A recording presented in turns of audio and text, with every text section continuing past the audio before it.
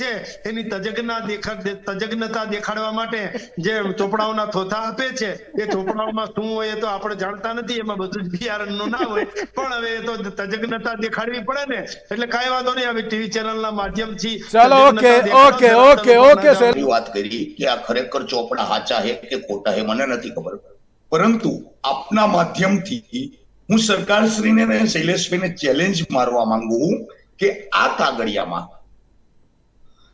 એવા કેટલાય કૃષિ અધિકારીઓએ આરટીઆઈમાં મને જવાબ આપેલો હે કે અત્યારે જે કંપનીના નમૂના ફેલ થયા એમાંથી અમુક કંપનીઓ પર પોલીસ કેસ કર્યો, અમુક કંપનીઓના નમૂના ફેલ થયા તો કોર્ટ કેસ કર્યો, અમુક કંપનીઓને ચેતવણી આપીને છોડી દેવામાં આવ્યા અને અમુક કંપનીઓને ગંભીર ચેતવણી આપીને છોડી દેવામાં આવ્યા.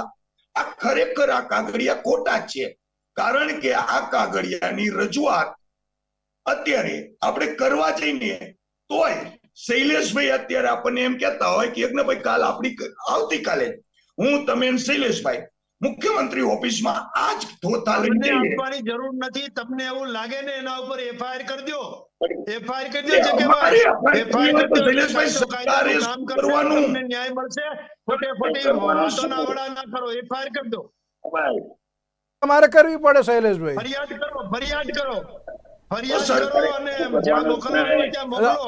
અને તો સરકાર શું કરશે શૈલેષભાઈ, સરકાર શું કરશે? તો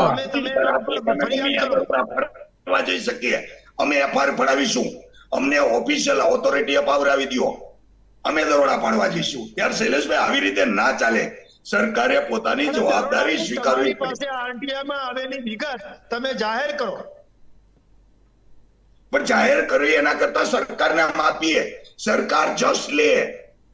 ભૂપેન્દ્રભાઈ આવતીકાલે સરકારને શૈલેષભાઈ